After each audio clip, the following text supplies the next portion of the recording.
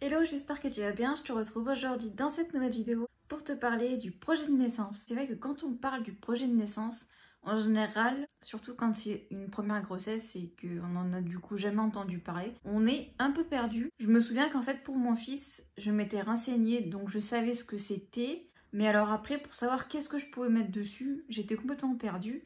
J'avais demandé à ma sage-femme et ma sage-femme m'avait dit vous pouvez tout mettre dessus. Et alors là, comment te dire que j'étais encore plus perdue. Je me suis dit mais ça veut dire quoi tout mettre dessus, c'est hyper vague. Donc du coup aujourd'hui je vais te partager mon projet de naissance pour peut-être te donner des idées, pour que tu puisses voir un petit peu et bien finalement qu'est-ce qu'on peut mettre sur un projet de naissance. Donc mon projet de naissance à moi fait 4 pages, alors ça paraît énorme comme ça, c'est vrai que la plupart des projets de naissance qui m'a été donné de voir, en général, ça tenait sur une page. Moi, c'est tout à fait en fait volontaire que j'ai fait ça sur 4 pages, puisqu'en fait, j'ai pris une police qui était relativement grosse en fait. Mon projet de naissance à mon mari et à moi, du coup, il n'y a pas que l'accouchement lui-même, il y a aussi par rapport aux suites de couches. Donc, dans un premier temps, j'ai tout simplement mis mon nom de naissance. Alors, pourquoi j'ai mis mon nom de naissance? C'est parce qu'en fait, mon dossier était encore en fait à mon nom de jeune fille. Donc du coup, pour éviter qu'il soit trop perdu, j'ai préféré du coup mettre mon nom de naissance du coup. J'ai mis mon nom marital avec mon prénom, ma date de naissance et j'ai mis ma date prévue d'accouchement également.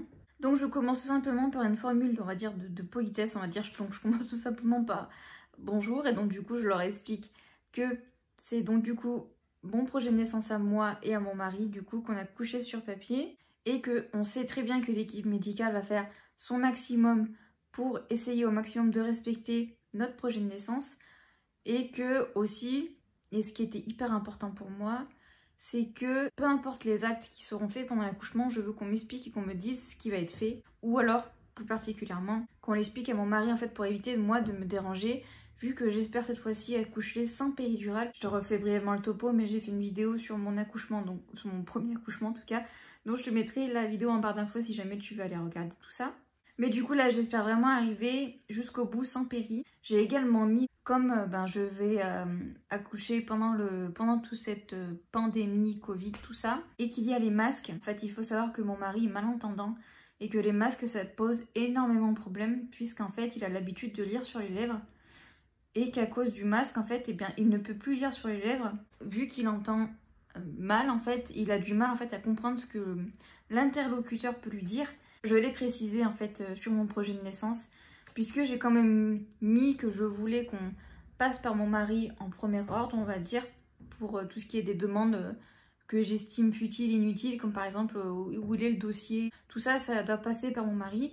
Mais le problème c'est que là avec les masques ça risque d'être plus compliqué. C'était important que je le dise au cas où que peut-être s'ils ont des petites facilités avec les personnes qui sont malentendantes, je sais pas s'ils ont d'autres masques ou des choses comme ça, qu'ils puissent le mettre en place avec mon mari. Je sais pas honnêtement comment ça va se passer puisqu'au moment où je fais cette vidéo, on est fin avril donc j'ai pas encore accouché. Donc du coup je sais pas trop encore comment ça va se dégoupiller de ce côté-là. J'ai également mis que je ne voulais pas avoir le masque en fait pendant l'accouchement, que ce soit au moment de la poussée et jusqu'à la fin. Pour moi accoucher avec un masque, pour moi ça me paraît complètement inhumain et j'ai clairement pas envie que la première chose que ma fille voit quand elle vient au monde c'est sa mère avec un masque. Pour moi c'est pas possible. Encore une fois, je ne sais pas les conditions dans lesquelles je vais accoucher, etc. Donc, on verra à ce moment-là. Mais en tout cas, c'est ce que je souhaite plus, on va dire.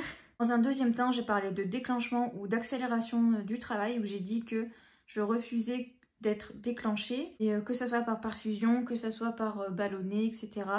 Par tampon, tout ça, je refuse le déclenchement. Encore une fois, ça va dépendre. Hein. Bien évidemment, si je dépasse le terme et que voilà j'arrive au bout, je vais être obligée d'être déclenchée, ça c'est sûr et certain. Mais je refuse qu'on accélère le travail en me mettant différents dispositifs. Et si jamais vraiment il n'y a pas le choix, bien évidemment je souhaite en être informée. Ensuite j'ai mis un mot par rapport à l'alimentation où j'ai mis que je souhaitais être libre de boire et de manger. Alors je sais que dans la maternité dans laquelle je vais accoucher, ils sont un peu frileux par rapport à ça. Ils tolèrent, on va dire, l'eau, on va dire ça comme ça, et encore c'est minime. Pour mon fils, j'avais désobéi, puisque dès que la sage-femme partait, je mangeais parce que j'en avais clairement besoin et qu'en plus de ça, j'avais énormément de remontées acides. Et la seule chose qui pouvait calmer ça, c'était les compotes en fait, à boire. Donc du coup, j'en ai consommé, bon pas beaucoup je te rassure, hein, j'en avais que 2 dans mon sac. Hein.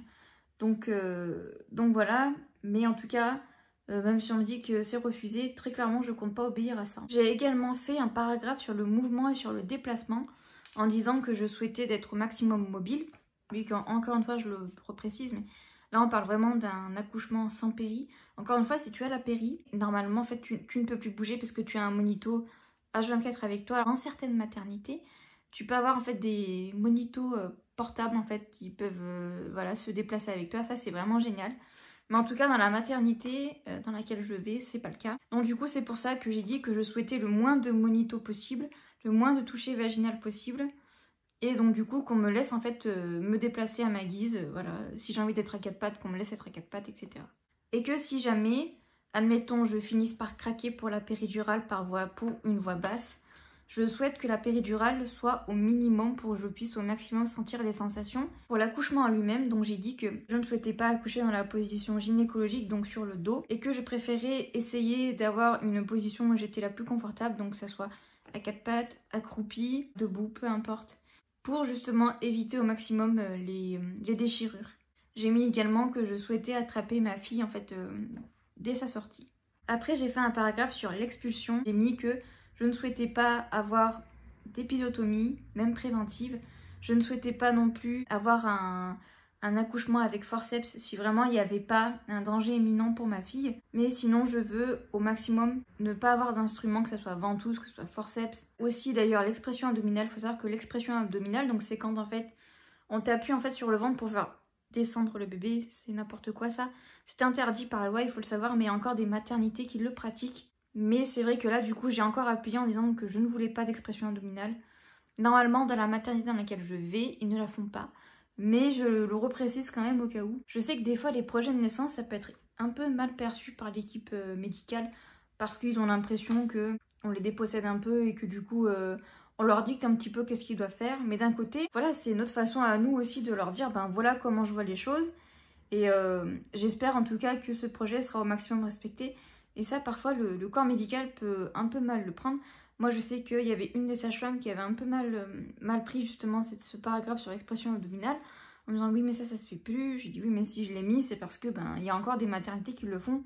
Ensuite, j'ai parlé du cordon ombilical, vu que je souhaite un clamptage du cordon tardif. Je veux qu'on attende en fait que le cordon cesse de battre en fait avant de le couper. Alors pourquoi j'ai décidé de faire ça? Pour mon fils on a fait ça aussi également. C'est parce qu'en fait ça permet d'avoir déjà une entrée on va dire dans le monde beaucoup plus douce, vu qu'on attend en fait que le cordon en fait cesse de battre, que les échanges en fait entre le bébé et le placenta s'arrêtent. Et dans un deuxième temps, c'est pour augmenter en fait au maximum les réserves de fer et de globules. Mon mari veut couper également le cordon, donc du coup je l'ai également mis dans le projet de naissance.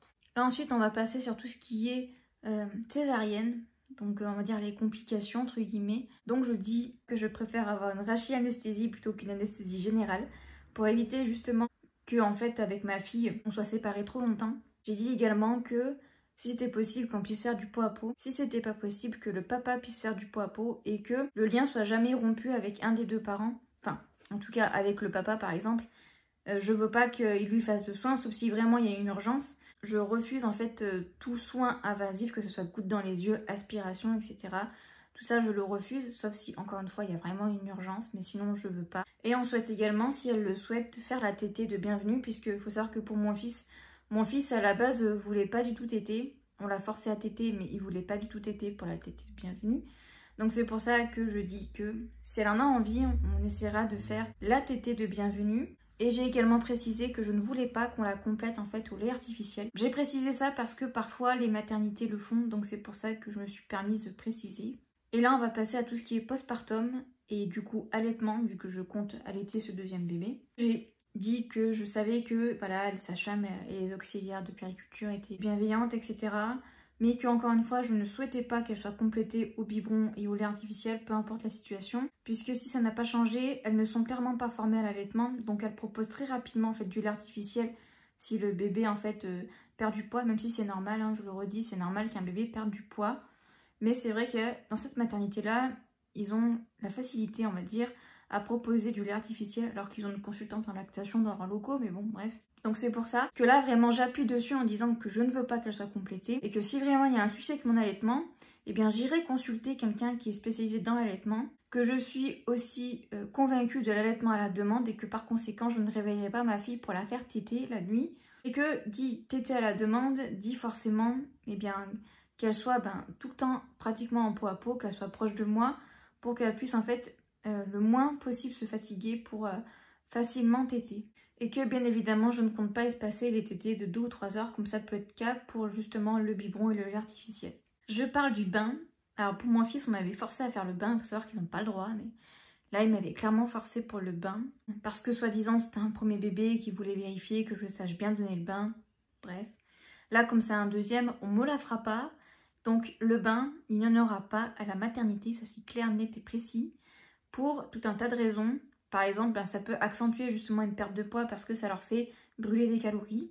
Et que certains bébés ont du vernix. Moi, par exemple, mon fils, quand il est sorti, il avait rien, il n'avait pas de vernix. Le vernix, en fait, c'est une surpeau qu'ils ont, qui les protège en fait de tout. Donc que ce soit des microbes, que ce soit du froid, de la chaleur, etc. Les bébés sont pas sales en fait, c'est juste une surpeau qu'ils ont qui les protège en fait. Et je termine une nouvelle fois par une belle phrase de politesse en disant un grand merci aux équipes d'avoir pris le temps de lire ce projet de naissance. Donc voilà, j'espère que cette vidéo t'aura plu, j'espère qu'elle t'aura aidé à y voir un peu plus clair par rapport à ce projet de naissance. N'hésite pas à me dire en commentaire si toi aussi tu as fait du coup un projet de naissance pour ton ou tes accouchements. N'hésite pas à me dire si tu avais du coup des idées différentes que les miennes, ça m'intéresserait beaucoup de savoir. Si la vidéo t'a plu, n'hésite pas à t'abonner à la chaîne et également à me rejoindre sur mon compte Instagram. Le lien de mon compte est en barre d'infos. Et jusqu'à jeudi prochain à 18 h, je te souhaite une très bonne semaine. Bye bye.